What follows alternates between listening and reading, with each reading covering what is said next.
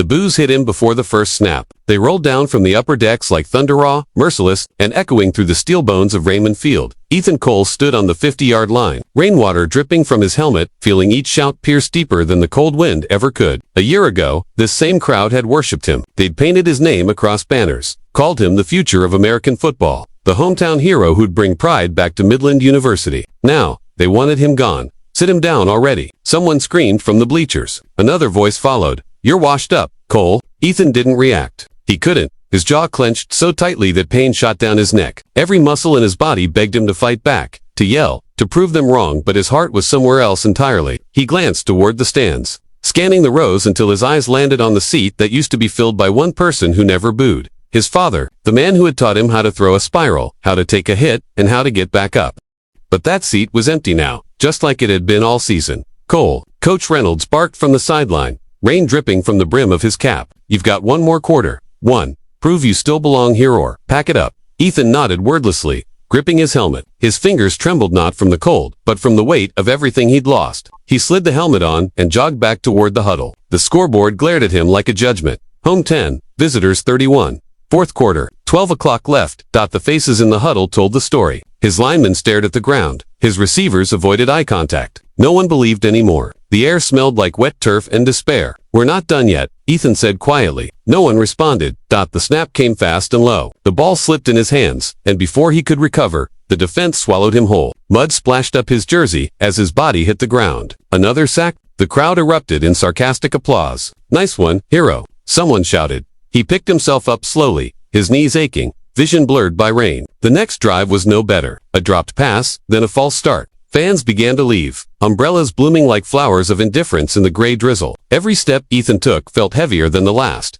And then through the noise, through the misery, he heard it. You got this, Ethan? It was a small, thin voice, high-pitched and trembling but fierce. Ethan turned his head toward the sound. In the front row of the east bleachers stood a young boy, maybe 10 years old, soaked to the skin, holding a piece of cardboard above his head. The words were scrawled in uneven black marker, barely legible through the rain. Never quit.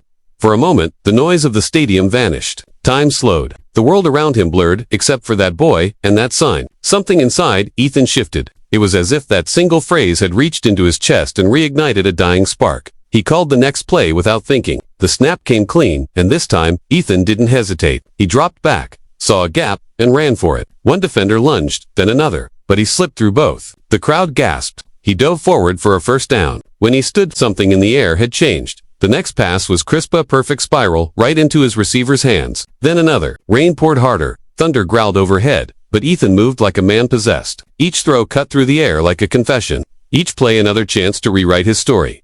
With 2 minutes left on the clock, they were still down by 14, but it didn't matter. Ethan felt alive again. His teammates rallied behind him. Even the crowd's boos softened into uncertain murmurs.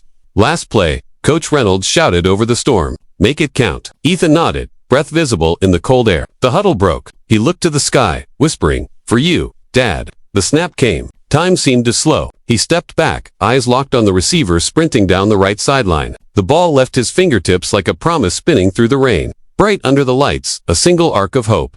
The catch was perfect. The receiver landed in the end zone. Ball secure, crowd frozen. Touchdown. End.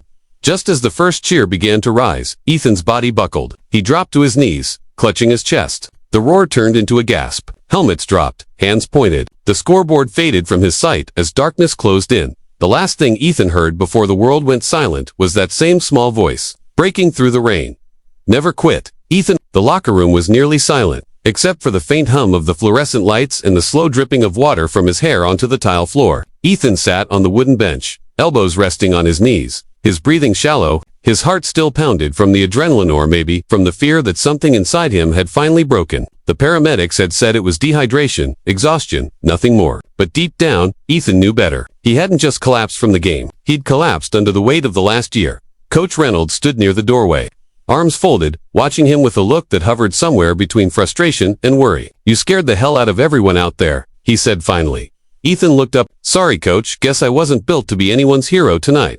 The older man sighed, rubbing his temple. "You know what your problem is, Cole? You keep trying to win back ghosts. That's not football. That's punishment." Ethan stared at the floor. "Maybe that's all I deserve." Coach didn't reply for a moment. Then, quieter, he said, "Get some rest. You'll hear from me tomorrow." He turned and left, his footsteps echoing down the corridor until they faded into the hum of distant voices. Ethan sat there for a long time after that. The room empty around him. The smell of wet turf, liniment, and disappointment clung to the air. He reached into his duffel bag, pulled out his father's old silver watch, the one that had stopped ticking the night of the accident. Ten held it in his palm. The cracked glass caught the locker room lights, and for a moment he saw his own reflection staring back at him, tired, hollow, lost. He shoved it back into the bag, stood, and walked out into the night. Rain still misted from the sky as he stepped into the empty parking lot. The stadium lights glowed dimly behind him, and beyond that, the small town of Midlands spread out like a sleeping ghost. Gas stations, shuttered stores, neon diner signs flickering against the wet pavement. His body ached with every step, his cleats slapping softly against the puddled asphalt. He didn't know where he was going until he found himself standing in front of the one place that still felt familiar. Cole's Diner. His father had opened it 30 years ago, before the football scholarships, before the fame, before everything fell apart. The sign still hung above the window, letters peeling but proud. Inside, the air was warm and smelled of coffee, bacon grease, and nostalgia. A few late-night patrons sat scattered around, most of them too tired to care who walked in. The waitress behind the counter, a woman in her 40s with tired eyes and a patient smile, looked up. "Rough game?" she asked. Ethan gave a small, humorless laugh. You could say that. He slid onto a stool, still wearing half his uniform. She poured him coffee without asking, the steam curling up between them. "You look familiar," she said after a moment. "You play for the university." "Played," he corrected softly. My kid was at that game." He said the quarterback almost gave him a heart attack. Ethan froze, the mug halfway to his lips. "Your kid," she smiled faintly. "Little guy, front row, wouldn't stop screaming your name. Made a sign and everything." The world seemed to tilt slightly. The sign said, "Never quit." "That's the one," she said. "He stayed till the end. Said you looked like you were fighting for something again." Ethan set the mug down slowly, his hands trembling. "He's the reason I didn't." The waitress smiled gently. "Well, he'll be thrilled to hear that." She scribbled something on a napkin and slid it to him. "He made me promise to give you this if I ever saw you." Ethan unfolded it. Inside, written in messy, uneven handwriting, were 3 words. "Never quit." Ethan. His throat tightened. For a long moment, he couldn't speak. Then he looked up, his eyes glassy. Tell him, thank you. That sign meant more than he knows." She nodded, understanding. "He doesn't need to hear it. He saw it in how you finished." Ethan finished his coffee in silence, staring at the rain outside. When he finally stood to leave, he felt lighter but not free. Not yet. As he reached the door, his phone buzzed in his pocket. A message from Coach Reynolds. "Meet me tomorrow morning at the hospital. We need to talk." Ethan's heart dropped. His first thought was one of the players in injury. Maybe something serious. But then, a darker thought crept in. The hospital. He looked back once at the empty diner booth where he and his father used to sit after every game, where they'd argue about plays and dream about championships. The seat across from him was still empty. The rain outside grew heavier as he stepped back into the night, his reflection rippling in the puddles at his feet. He didn't know it yet, but tomorrow morning, that reflection and his entire life was about to change forever. The hospital smelled of antiseptic and rain-soaked air. Ethan stood just inside the sliding glass doors, hands shoved deep in his jacket pockets, heart pounding harder than it had during any game. It was early gray light filtered through the clouds outside.